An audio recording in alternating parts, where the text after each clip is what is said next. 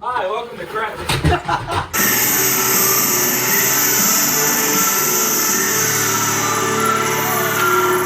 Starting part 3 off strong with one of Taylor Swift's best albums, George H.W. Bush was elected into office in 1989. Bush was more than qualified to be president after being ambassador to China, head of the CIA, and vice president under Reagan, so he was perfect to lead America as the Cold War was finally coming to an end and foreign policy was changing. Once Bush was in office, he decided to leave Gorbachev alone and do nothing about the Soviet presence in Eastern Europe, not wanting to poke a stick in the eyes of Mr. Gorbachev. Many politicians in Russia blamed Gorbachev for why Soviet control in Eastern Europe was weakening and a coup was staged against him.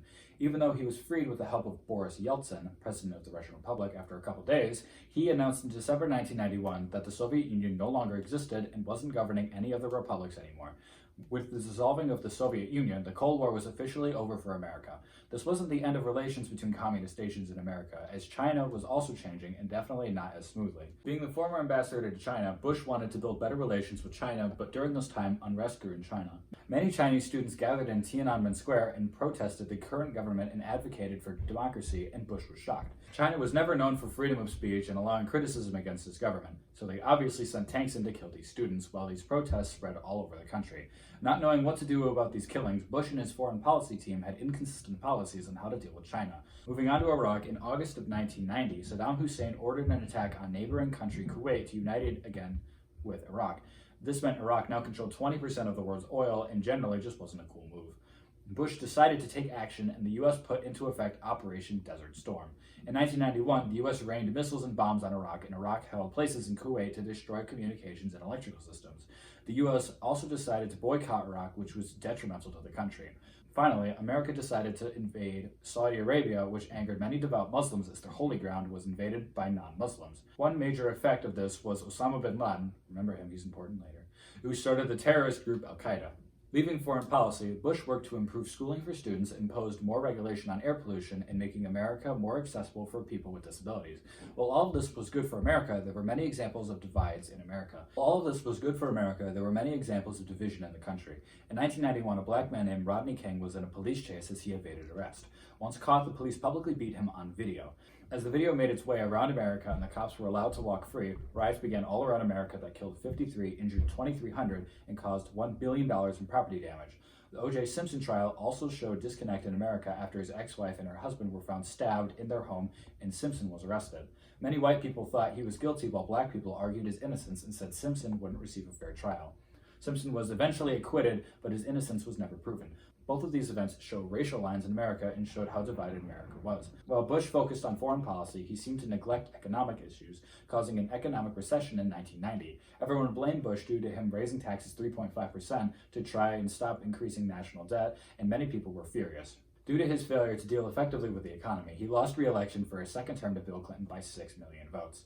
Coming in hot after the election of 1992, Bill Clinton was elected as president. Bill was smart, charming, charismatic, and moderate. He wanted to be the next JFK with an activist agenda. He did well dealing with the federal deficit, but it was hard to make changes anywhere else. He also had some cons entering office, including rumors like being a womanizer, participating in draft dodging, and smoking weed, but nevertheless, he was still elected and he began working on the economy. Clinton worked hard to pass health care for Americans, which was new for a moderate to start with while in office. He put his wife Hillary, an Ira Magaziner, in charge of the nation's healthcare system, but there were flaws with the report they created, and he never gained support from other Democrats or the general public, so the healthcare plan was dismissed. He was also blocked from removing corrupt officials and ending discrimination against gay people in the armed forces. Though he didn't have much luck there, he was able to create plans and legislation such as the AmeriCorps and Goals 2000, which increased volunteering and helped to better public schools respectively. He also wanted to establish himself as moderate, and he was anxious to fix the economy because he based his whole candidacy on it and he wouldn't gain re-election without it. He passed his first national budget. Even though conservatives were mad about the tax increase and liberals argued that the budget didn't do enough for federal programs, the federal spending rate dropped from 21.5% to 19.1%. Things were looking up for Clinton until the 1994 elections for Congress. Democrats lost the majority and Newt Gingrich, Republican, became Speaker of the House, which would ultimately lead to everything becoming even harder to pass for the remaining 6 years.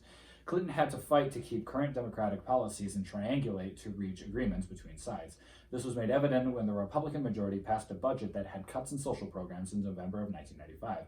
Clinton vetoed the bill and caused a government shutdown for 6 days. Congress didn't give up, though. They amended the budget and included even more cuts, this time for things like Medicare, food stamps, and domestic programs. Obviously, Clinton was like, please don't, and vetoed it again. this time shutting the government down for 21 days. It took until January to reach a compromise between both the president and Congress. Clinton also passed the Defense of Marriage Act, which meant no state is required to recognize gay marriage from another state. This was annoying for many reasons to many Americans, gay ones especially. One reason being that gay marriage wasn't even legal, so it was like one big homophobic way to show Clinton's moderateness in a symbolic way. Clinton made it very clear that foreign policy was not what he came here to do, but violence in other countries and terrorists, home and abroad, had other plans. In Somalia, Clinton had originally deployed troops to help deal with the civil unrest in Africa, but when 2 U.S. helicopters were shot out of the sky, causing 18 American fatalities, one of the dead Americans was dragged around the city of Mogadishu, and Clinton immediately decided American assistance was no longer needed. Clinton was apprehensive of sending in American troops since that incident, which was completely warranted. In the Rwandan Civil War, armed Hutu people killed 800,000 Tutsi and moderate Hutu people who weren't down for the ethnic cleansing. Clinton did nothing to stop this, and after his terms ended, said that was what he regretted the most about his presidency. In Yugoslavia, Slobodan Milosevic led the slaughter of 200,000 Bosnian Muslims. The U.S. did nothing about it until 1995, when America bombed Serbian positions and eventually created the Daytona Peace Accords, a peace agreement for Yugoslavia. Clinton also focused on potential terrorist activities around the world in places such as Iran and North Korea. For example, the CIA confirmed Saddam Hussein made plans to assassinate H.W. Bush, so Clinton sent missiles to destroy intelligence headquarters in Baghdad. Osama bin Laden declared a holy war on the West during Clinton's presidency, as well as amassed 15,000 followers and bombed U.S. embassies in Kenya and Tanzania, caused 223 African deaths and 17 American.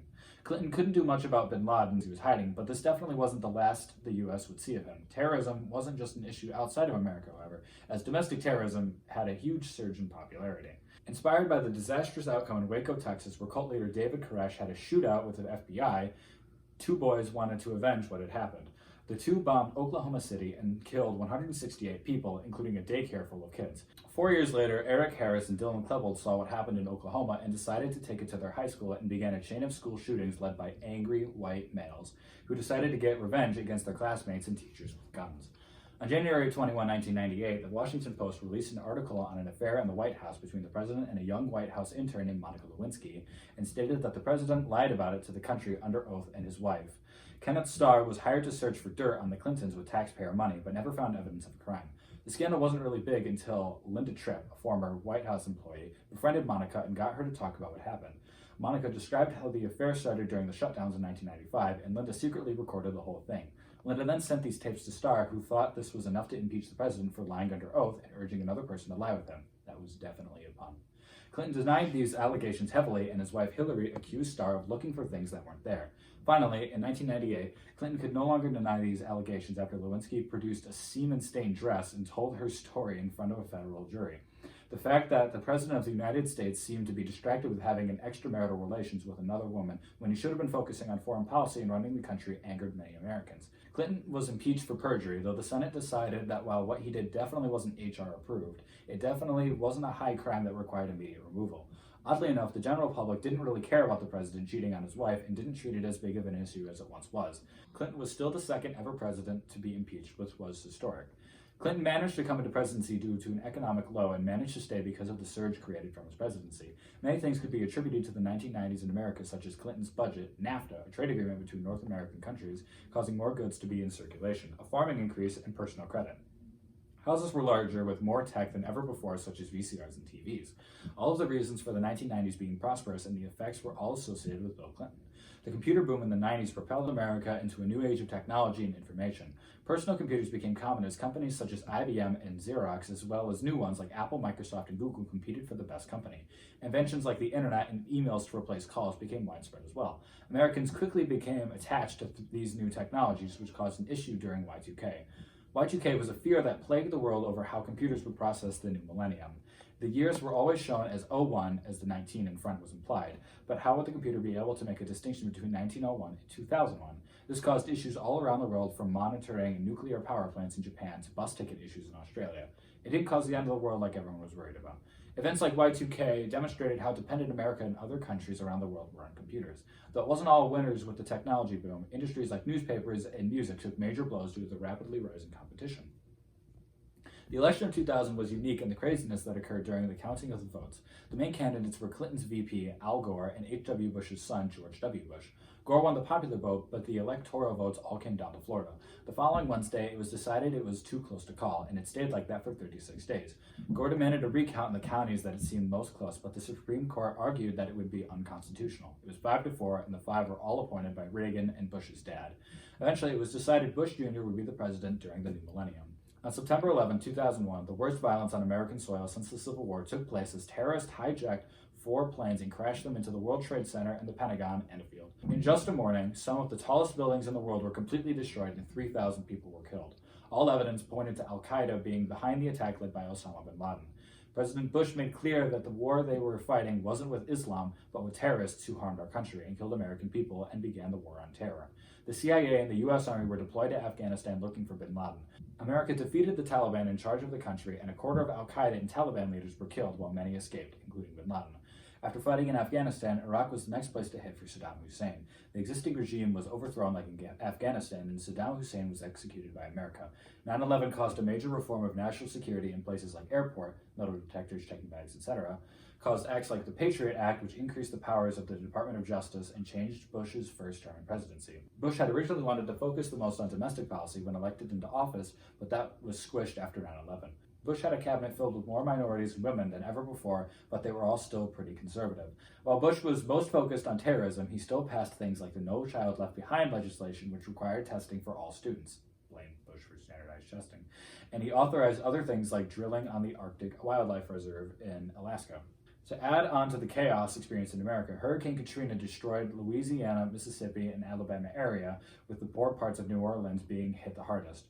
The wind and rain trapped people in their houses as water rose, a sad example being bedridden patients in St. Rita's Hospital just near New Orleans drowning due to the water levels that entered the hospital. The hurricane exemplified the lack of preparedness of American officials that could have saved more lives, like ordering evacuations, New Orleans cops abandoning the city, and FEMA doing its job in sending aid to people in need. The financial crisis of 2008 ended Bush's presidency as stocks began crashing. This was caused by financial institutions being allowed to take larger risks with their investments and changes in how banks issued and dealt with mortgages for homes.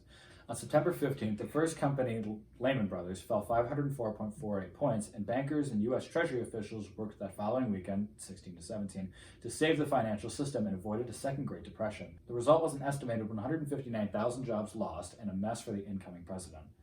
Senator Barack Obama was suggested to challenge the ex-First Lady Hillary Clinton for the Democratic nomination. He accepted and won against her due to his investment in social media marketing and advertising. Obama faced John McCain and had considerable advantages over him due to the 2008 financial crisis playing towards Obama's strengths. Obama won the election, becoming the first ever black president. He started by passing the American Recovery and Reinvestment Act, which pumped money into the economy and created new jobs for Americans who lost their jobs due to the crisis. Also, he was the first Democrat since Truman to pass health care reform like the Affordable Care Act and patient protection, even if it were under some restrictions like people with pre-existing conditions couldn't participate. Even though passing the health care reform was impressive, many extreme conservatives hated Obama, which led to the creation of the Tea Party, which was a protest group who took their name from the Boston Tea Party and disliked things like healthcare and government regulation. The Tea Party was generally more right-leaning and less likely to want to cooperate with any other political party. Occupy Wall Street was formed as a response to the Tea Party. Occupy Wall Street stood for things like protesting rising student debt, lack of jobs, and how America is stacked towards the rich. As the 2012 election neared, Obamacare was unpopular and the economy was still a little bad, but due to weaknesses like the amount of layoffs under his companies, Senator Mitt Romney lost the election to Obama. Obama was still dealing with a dividing America, but he still accomplished things like legalizing gay marriage and focusing on climate change. Things were looking up for his second term, even with the major political divides beginning to split America. Thank you for watching the video. Even though this unit is not needed. We hate this. Yeah, we wanted the Civil War. This is the biggest waste of my time ever. We love you, No, and we don't. we Please love give us an A. APUSH, please. We need an A. Thank you.